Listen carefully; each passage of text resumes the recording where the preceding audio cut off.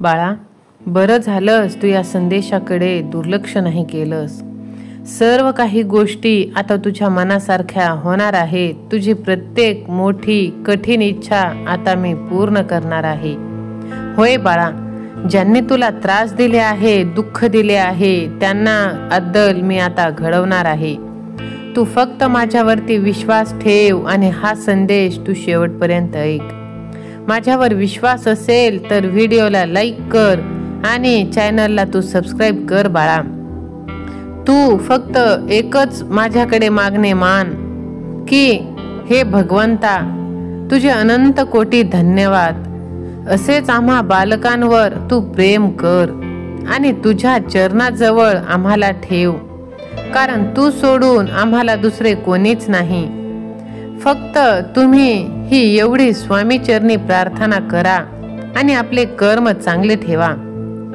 तुमचा स्वामींवर विश्वास असेल तर होय स्वामी आई असे टाईप करा आणि हे सुंदर मार्गदर्शन तुम्ही एका व्यक्तीला शेअर करा, जेणेकरून तुम्हाला स्वामी महाराजांचे भरभरून आशीर्वाद प्राप्त होतील.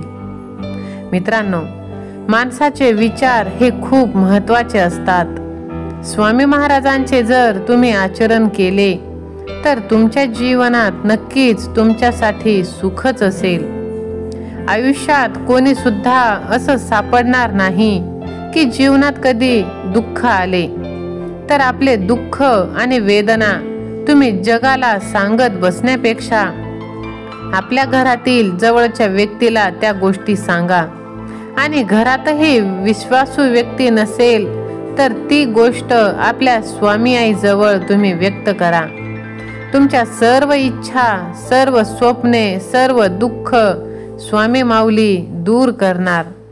हा विश्वास तुम्हाला तुमच्या स्वामीवरती असेल तर लव यू स्वामी असे टाईप करा. मित्रांनो, संसार म्हटलं की आपल्याला हवं असतं ते सर्व काही मिळत नाही. कधी पत्नीने पत्नीसाठी तर कधी पतीने पत्नीसाठी, वडिलांनी लेकरांसाठी तर लेकरांनी वडिलांसाठी त्याग समर्पण हे करावं लागतं. मी तुझ्यासाठी हे केलं ते केलं असं म्हणून चालत नाही, कारण घर हे 4 भिंतीने बनलेलं असतं. त्यातील एका जरी भिंतीला गर्व आला तरी ते घर राहत नाही. त्यामुळे एकमेकांवरती विश्वास ठेवा, आपल्यांसाठी जगा. जगासाठी तुम्ही जगू नका. तुमचे कर्म तुम्ही चांगले ठेवा, स्वतःवरती विश्वास ठेवा. तुमचे कर्म चांगले असले की स्वामींचे प्रत्येक आशीर्वाद तुम्हाला प्राप्त होतील. सहमत असाल तर लव यू गॉड, लव यू जिंदगी असे टाईप करा आणि हे सुंदर मार्गदर्शन तुम्ही 2 जणांना शेअर करा. मित्रांनो, स्वामी माऊली म्हणतात, बाळा, दुसऱ्याचं ऐका पण आचरणात आणण्यापूर्वी त्याला आपल्या बुद्धीच्या कसोटीवर तोला.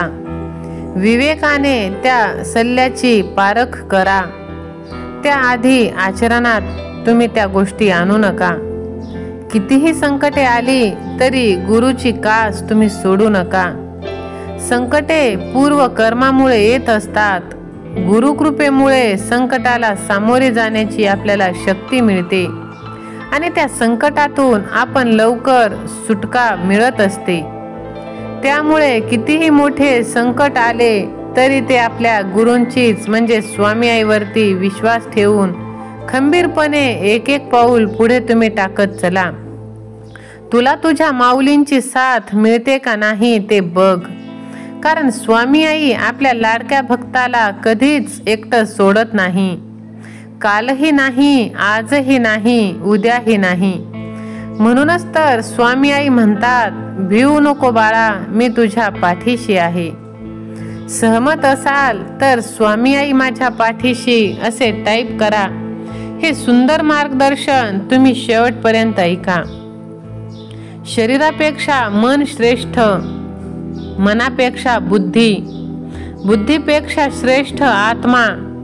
ईश्वराचा अंश हा आपला आत्मा आहे. त्यामुळे तुम्ही सतत ईश्वरांचे नामस्मरण करा, ईश्वराची भक्ती करा, ईश्वराचे ध्यान करा. श्री स्वामी समर्थ. जय जय स्वामी समर्थ.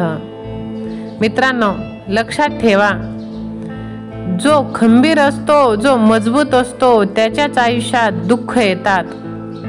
आपल्याला वाटतं की मी एवढं चांगलं वागून सुद्धा, एवढे देवदेव करून सुद्धा हे दुःख संकटे माझ्याच आयुष्यात का? तर एक गोष्ट लक्षात ठेवा मित्रांनो, जो मजबूत असतो त्याचीच पारख केली जाते. दगडाला सुद्धा टाकीचे घाव सोसल्याशिवाय देव पण येत नाही, तर आपण तर शेवटी माणसं आहोत. मित्रांनो, जगात सगळ्यात हिमतीची गोष्ट काय असेल तर जिथे तुमची गरज नाही तिथून निघून जाणं.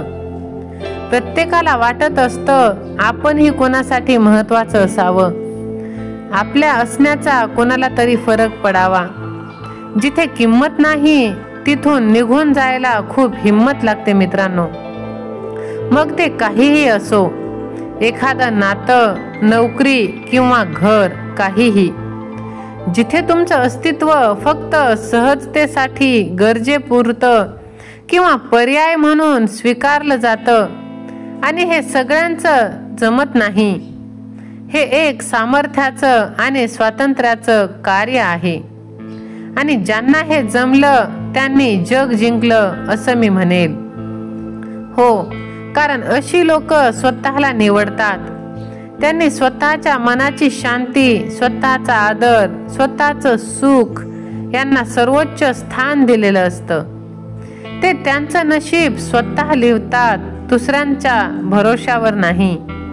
भगवंतावरती ते विश्वास ठेवतात. ते स्वतःचा आनंद स्वतः निवडतात. त्यांनी स्वतःची किंमत ओळखलेली असते. आपण आपला आनंद, आपली शांतता, आपलं अस्तित्व निवडायला शिकायला हवं. जगण्याचा आनंद घेण्याची ही पहिली पायरी आहे मित्रांनो. शेवटी जगाला आपली किंमत सांगण्यात वेळ वाया घालवू नका. स्वतःला समजून घ्या, स्वीकारा आणि इतकं प्रेम द्या की जगाला तुमचं हरवणं भीतीदायक वाटेल. स्वतःवरती विश्वास असेल तर आपला भगवंत आपल्या सोबत कायम असतो. फक्त स्वतःवरती विश्वास ठेवून चांगले कर्म आपण करायला पाहिजे. जिथे आपल्याला मान नाही, किंमत नाही, इज्जत नाही, तिथे चुकूनही थांबायचं नाही. कोणी जा म्हणण्या अगोदरच आपण तिथून निघून जायला पाहिजे. मित्रांनो, आजचा हा स्वामी संदेश आवडला असेल तर तुम्ही चॅनलला सबस्क्राईब करा. कमेंट बॉक्समध्ये स्वामी सेवा आणि मी असे तुम्ही लिहायला सुद्धा विसरू नका. श्री स्वामी समर्थ.